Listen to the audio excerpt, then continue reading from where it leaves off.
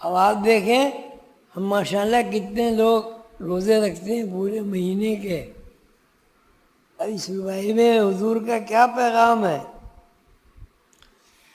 ساقی تیرے میں کعبے میں اتنی بیداد، روزوں میں ہوا سارا مہینہ برباد۔ ساقی تیرے میں کعبے میں اتنی بیداد، روزوں میں ہوا سارا مہینہ خراب۔ اس بام میں ہے پیر مغاں کا ارشاد، اس بام میں ہے پیر مغاں کا ارشاد، گر بادہ نہاتا ہے تو آتی ہے بات۔ جی حضور قلندر بابا یہ فرماتے ہیں ساقی تیرے بیکادے میں اتنی تعداد، اتنی بے نیازی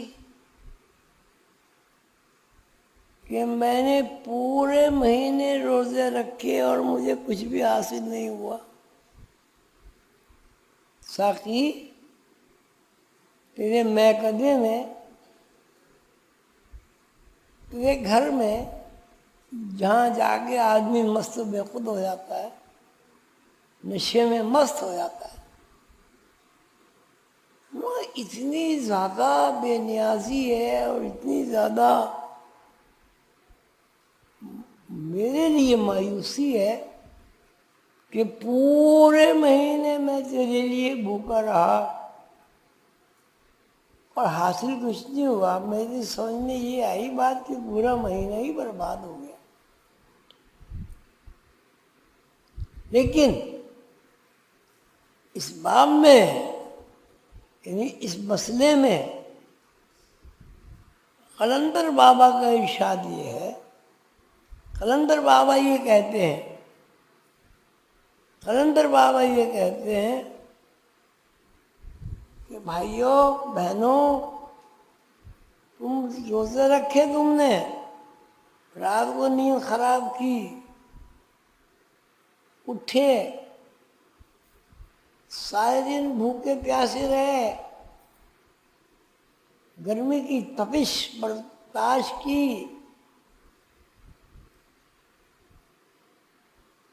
اور تمہارے کچھ ہاتھ نہیں آیا۔ شراب کا نشہ جو ہے، خمار، اگر وہ کسی آدمی کو حاصل نہیں ہوتا تو اس کے لیے وہ ساری زندگی بس ایک ہوا کا جھونکا ہے اور کچھ نہیں۔ جی اس بات پہ سب غور کریں گے شاید، اس بات پہ سب غور کریں گے شاید، آہیں بھی وہ دو چار بھریں گے شاید، آہیں بھی وہ دو چار بھریں گے شاید۔ ہے ایک ہی بات اس میں پانی ہو کے میں، ہے ایک ہی بات اس میں پانی ہو کے میں، ہم ٹوٹ کے ساغر ہی بنیں گے شاید، ہم ٹوٹ کے ساغر ہی بنیں گے شاید۔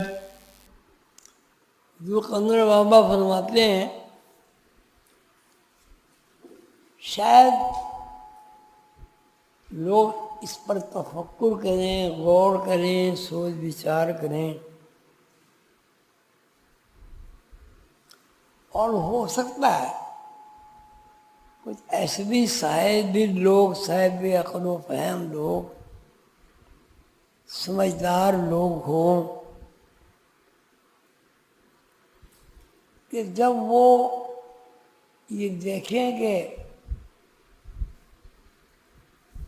کوئی نتیجہ مرتب نہیں ہوا تو وہ پچھتائیں، روئیں، آہیں بھریں، مایوس ہوں، شاید ایسا ممکن ہو سکتا ہے کہ ایسا ہو، شاید کے معنی ہو سکتا ہو کہ ایسا 2-4 آدمی ہوں اربوں خربوں لوگوں میں کہ وہ سوچیں کہ ہماری پوری زندگی ضائع ہوئی یا نفع بخش ہوئی، اس زندگی کا ہمیں کوئی فائدہ حاصل ہوا یا کچھ بھی نہیں ہوا، یا ہماری زندگی میں کوئی انقلاب برپا ہوا، یا ہم میں اور گدھے میں کوئی فرق ہی نہیں رہا۔ شاید کچھ لوگ ایسے ہوں جو صاحب تفکر ہوں اور اس پہ سوچ بچار کریں، غور و فکر کریں۔ اصل بات کیا ہے؟ سوچنے کی، کھوج لگانے کی اصل بات کیا ہے؟ اصل بات یہ ہے، ایک بات ہے اصل، اس میں ہیر پھیر ہے ہی نہیں، دوسری ہو ہی نہیں سکتی۔ ایک بات وہ یہ ہے کہ آدمی مٹی سے بنا ہوا ہے اور مٹی میں جا دفن ہوگا۔ جب مٹی میں جا دفن ہوگا تو اس کے آنکھ، دل، ہر چیز اس کی فنائیت کے اس درجے پر پہنچ جائے گی کہ وہ مٹی کے ذرات میں تبدیل ہو جائے گا۔ یہ ہوگا نا، قبر میں آپ جائیں گے ہر چیز بکھر جائے گی، بکھر کے مٹی بن جائے گی۔ یہی وجہ ہے کہ ایک معین عرصے کے بعد جب آپ قبر کھولیں گے تو نہ ہڈی نظر آئے گی، نہ پسلی نظر آئے گی، نہ آنکھ نظر، کچھ بھی نہیں آئے گی، مٹی نظر آئے گی۔ تو مطلب کیا ہوا؟ اس کا مطلب ہے کہ آدمی مٹی سے بنا، مٹی میں جا سویا اور مٹی نے اس کو حلول کر کے اپنے آپ میں ملا لیا، یعنی مٹی نے مٹی کو ملا لیا، مٹی بنا لی۔ جب آدمی مٹی بن گیا، اب پھر ایک بنا ہوا مٹی کا پتلا جس کو آدمی کہتے ہیں، وہ گیا اور اس نے قبر کی جگہ کو کھودا، وہاں سے مٹی لایا اور مٹی سے اس نے ایک ساغر بنا لیا، پیالہ بنا لیا، اور اس پیالے میں نظر تو یہی آتا ہے کہ لوگ پھر شراب پیئیں گے۔